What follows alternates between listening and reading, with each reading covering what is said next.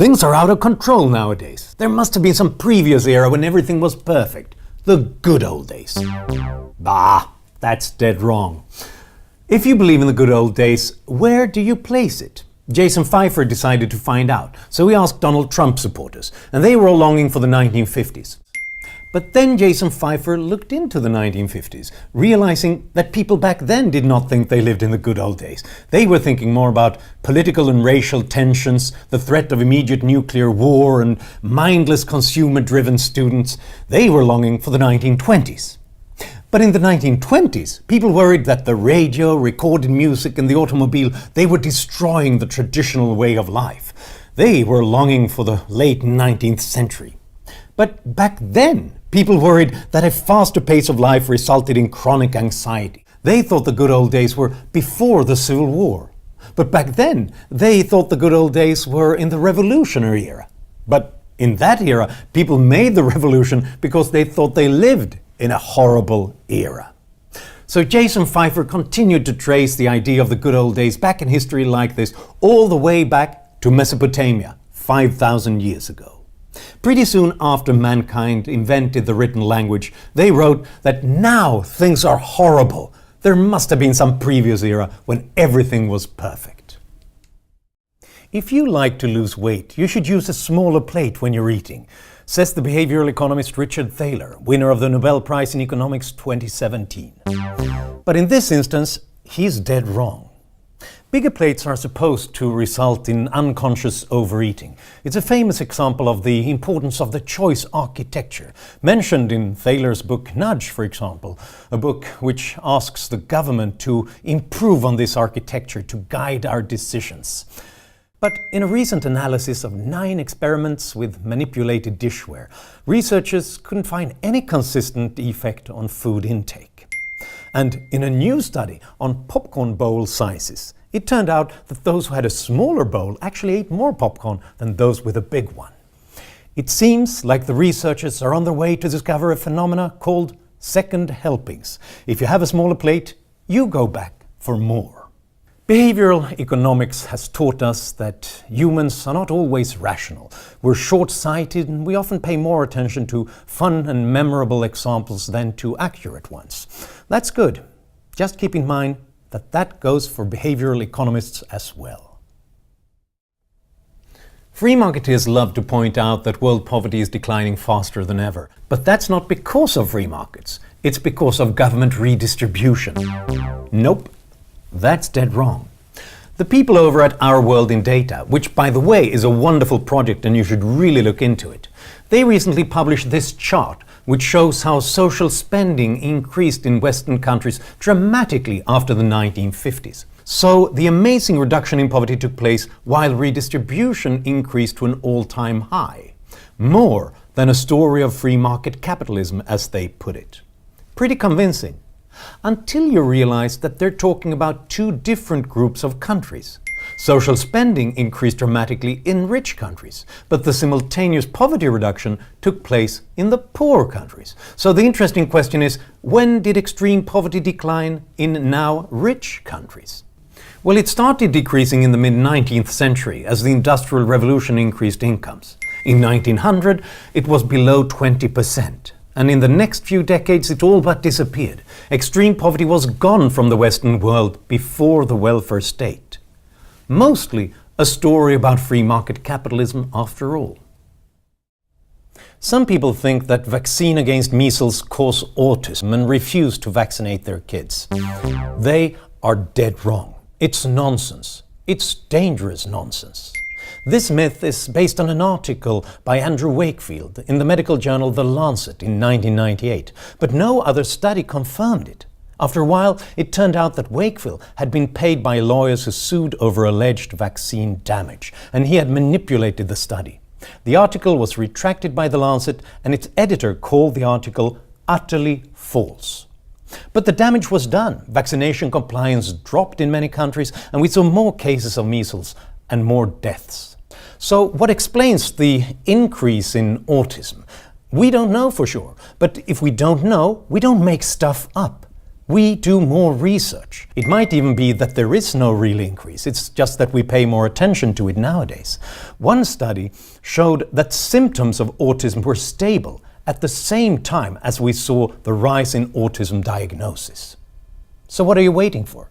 Stop watching old YouTube clips and go and vaccinate your kids. Ever since I wrote this optimistic book about mankind's progress, some people have objected that we shouldn't be too hopeful. Instead, we should worry, because otherwise we wouldn't notice problems and work hard to solve them. But that is dead wrong. I've spoken to people in charity organizations who tell me that their constant focus on horrors has backfired.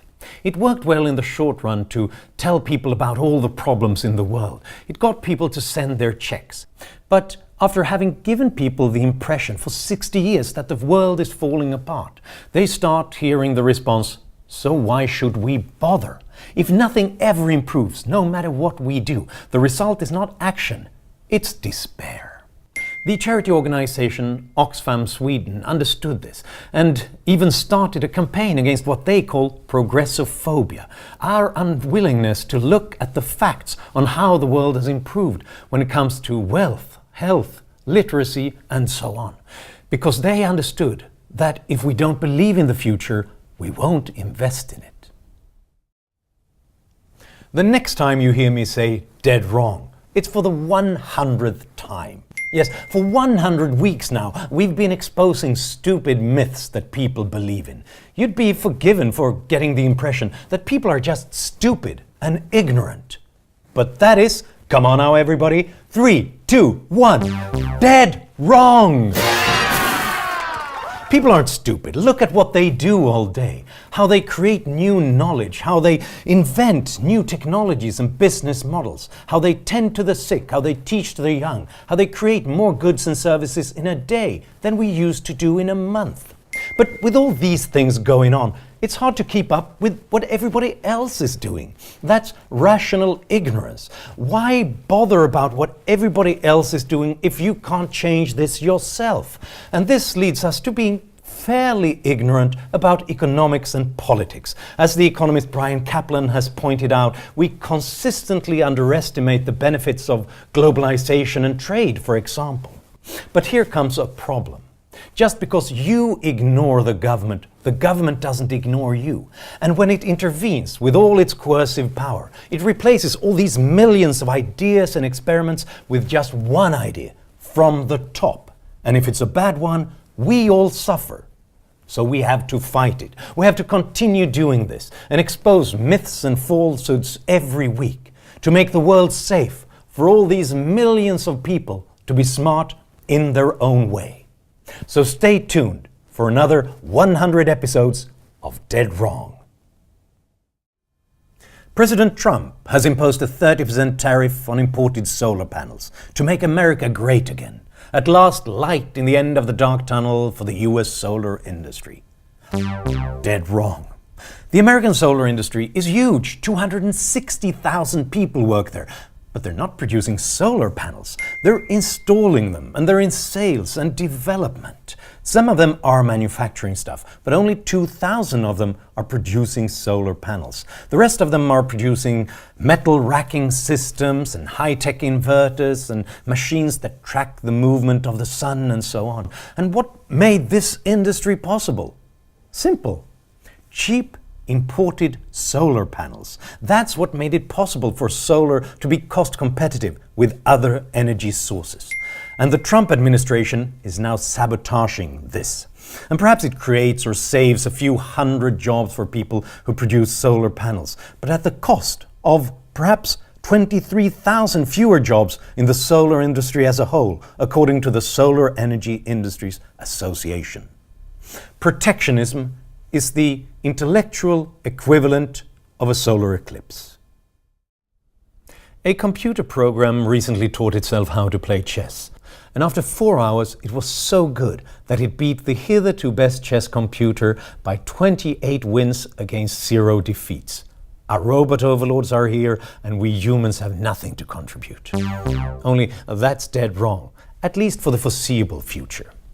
Yes, chess computers beat humans, but in freestyle chess tournaments, where you can construct your team in any way you wish, humans with computers beat computers. Players in such Centaur teams, they don't have to strain their memory or work hard to avoid simple mistakes, because the computer helps them to avoid that. Instead, they can focus on their unique human contribution, overall strategy and improvisation. And if computers can turn us into better chess players, perhaps they can also turn us into better doctors, journalists and teachers. They can handle the data so that we can focus on creativity and face-to-face encounters. It's not that computers take jobs from workers. It's that workers with computers take jobs from workers without computers. Since 1980, occupations with an above-average use of computers have expanded almost 1% faster than others. Yes, our robot overlords are impressive, and if you can't beat them, join them.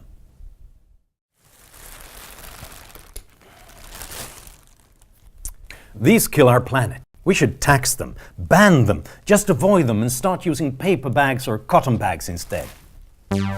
Dead wrong. Plastic bags are actually pretty good, at least if we don't throw them into nature, but recycle them by throwing our garbage into them, so that they end up being burnt and turn into new energy and heat. These paper bags seem so environmentally friendly because, I don't know, because they're brown, but it actually takes much more energy to produce them, to transport them and recycle them, so that you would have to use one of these 7 times more than a plastic bag to get the same low global warming impact. And these cotton bags, the kind of cotton bags used by every hippie you've ever met, is actually even worse. The energy it takes to produce the cotton yarn and the fertilizers to grow the cotton has so much of an environmental impact that you would have to use one of these 327 times more than a plastic bag to compensate for the damage it does to nature. So, as the saying goes, life in plastic, it's fantastic. In recent years, we've seen more terrorist attacks in Western countries, often committed by immigrants. That's why we need to protect our borders and build walls. But in fact, that is dead wrong. 3 German researchers looked at 20 rich countries over 30 years, and they did find a small increase in the risk of a terrorist attack with a larger foreign-born population. But it turned out that that was a consequence of a larger total population committing more terrorist crimes. The same effect could be seen from larger domestic population growth. The link researchers did find was that terrorism became more likely in countries with more violent attacks against immigrants. So if we want to combat terrorism, we shouldn't throw the immigrants out. We should throw the racists out. Look at the stars. So many galaxies, so many planets. So where is everybody? This is the Fermi paradox. Did other life forms kill themselves once they developed, say, nuclear weapons? Or is life just so incredibly unlikely that it only appeared once? The only thing we do know is that we are all alone. Sad. But not true. Dead wrong, in fact. Space, as Douglas Adams famously put it, is big. You just won't believe how vastly, hugely, mind-bogglingly big it is. I mean, you may think it's a long way down the road to the chemist, but that's just peanuts compared to space. And that's why there is no paradox here, not yet in any case. A team of scientists just looked at all the data that have been gathered by radio telescopes, satellites and probes to look for life on other planets. And they conclude that humanity hasn't looked at more than a tiny corner of space yet. According to their calculation, ruling out life on other planets based on what we've seen so far is like ruling out the existence of fish in the world's oceans after having searched a single bathtub's worth of seawater. When a drone replaces a plane, a pilot loses his job. And this one example is a brutal reminder of the rise of the machines and how we will all be out of a job soon. But wait for it, here comes the algorithm. Dead wrong. The more machines we have, the more people we need. to develop them, to manage and monitor them. It sounds like an unmanned drone is really unmanned, but not really. The US Air Force has concluded that a small MQ-1 drone requires a ground crew of 168 personnel. A big surveillance drone relies on 300 people to operate it. And this compares to the 100 people it takes to keep a manned F-16 fighter in the air. And the more data these drones collect, the more people are needed to look at this data, monitor it and reach conclusions. A single drone collects enough video for 20 people to work around the clock to analyze it. And with tens of thousands of drones, that's a lot of people. As one general has concluded, the number one manning problem in our Air Force is manning our unmanned platforms. When it was pointed out that it was a lie that Obama is a Muslim, something strange happened. More people came to believe that Obama is in fact a Muslim. This is the backfire effect. Correcting false information often reinforces the mistaken belief. But ironically, that is a mistaken belief. It is dead wrong. Luckily, because if people reacted to more facts by becoming more misinformed, they would be seriously ill-equipped for a democracy. And worse, this whole dead wrong series would be counterproductive because you know the format. I state a myth and then I disprove it. Have I been reinforcing those myths all the time? No. Most studies that point to a backfire effects were done in a university setting, and they can be the result, probably, of students being more eager to counter-argue.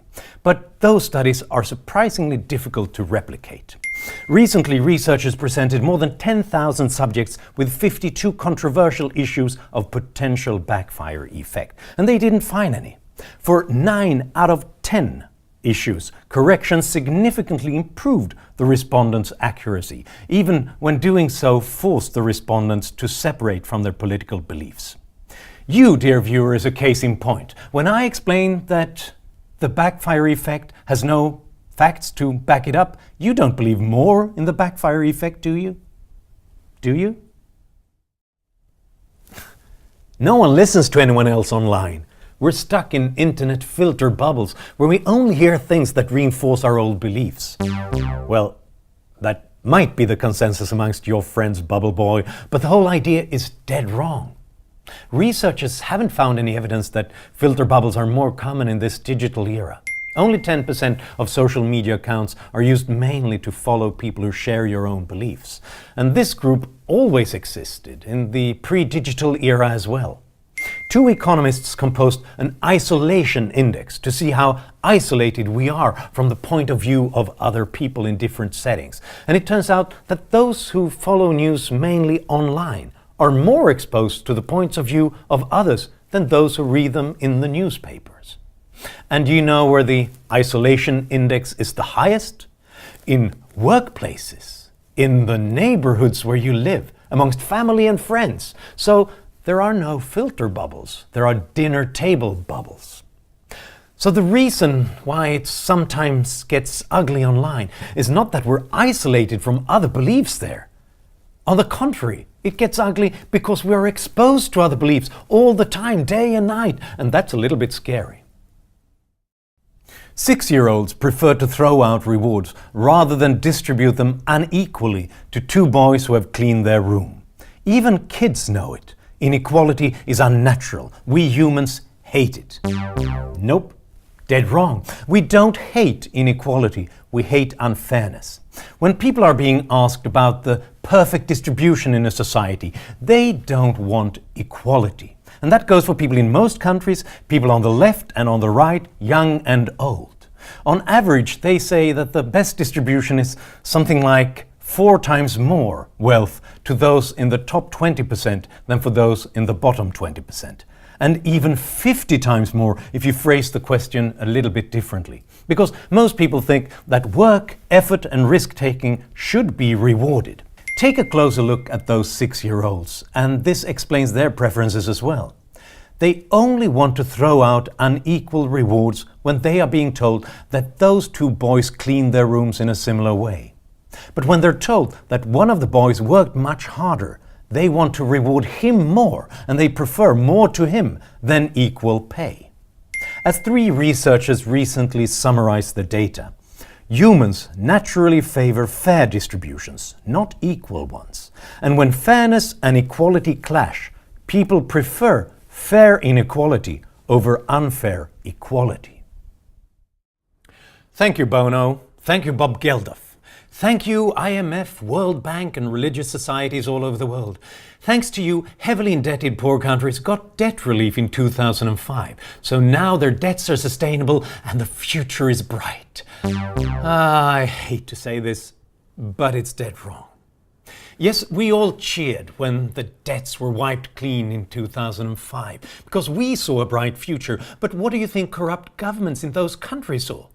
They saw that they could borrow, spend and get away with it. So they concluded, it's a pleasure doing business with you. Yes, the IMF and the World Bank told them, you shouldn't run up debts again, but economic incentives speak louder than words. So soon spending started to drift upwards again, and they began to run up new dollar-denominated debt. 1/5 of low-income countries now have debts above 60% of GDP, compared with almost none in 2012. Several of them now have debt levels close to where they were when they got debt relief in the first place. Almost half of all low-income countries are now in a debt crisis or highly vulnerable to one. So it seems that debt relief was just a transitional phase between unsustainable debts and unsustainable debts. Free trade is an elite project. It's been forced upon us by the European Union, the World Trade Organization, the Chinese, Davos, The Economist, the Financial Times. People don't want it. That's dead wrong. You wouldn't guess it from the confidence of the Trump crowd or the self-reproach of economists. But free trade is popular. Here are the numbers. 70% of Americans think that trade is more of an opportunity than a threat to jobs. And that's close to an all-time high, over 30 years of polling. 56% think free trade deals have been good. Only 30% say they have been bad.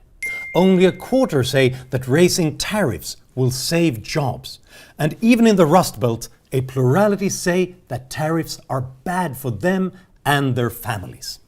So protectionism is unpopular. But the cost of protectionism is dispersed over the whole population, whereas the gains are concentrated to a few inefficient producers, so they have an incentive to lobby hard.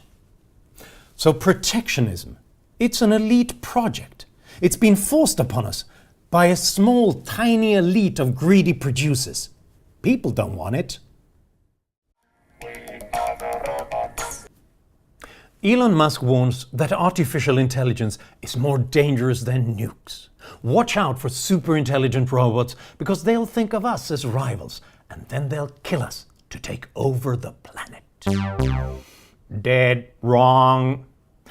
As a science fiction nerd, I find this whole debate incredibly fascinating because there are also other alternatives. Perhaps super machines would just leave the planet the moment they get conscious, because why limit themselves to one planet if they're so perfect? Then they might as well leave the human race intact as a large-scale natural experiment in biological evolution. But wait a minute, isn't this whole debate based on a fundamental misunderstanding?